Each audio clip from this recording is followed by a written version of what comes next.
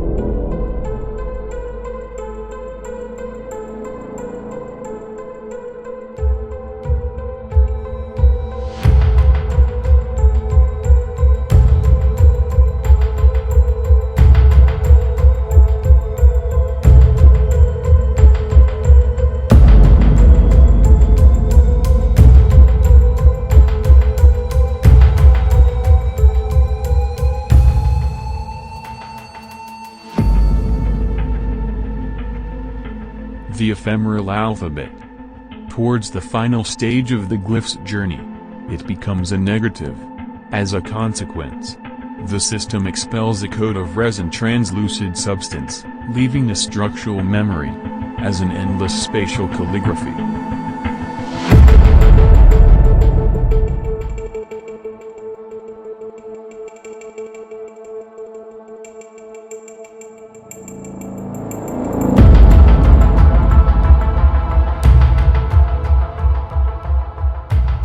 As mentioned by Spuabroek, the picturesque, as an aesthetics of youth, emphasizes the first and second categories, design, and construction, sometimes in such a way that no room seems left for existence. So fresh and frail are these objects. We see delicate curves. Again, the serpentine lines of Hogarth. And we see them trying to gather. But they have not yet fully succeeded. Time overwhelms the object.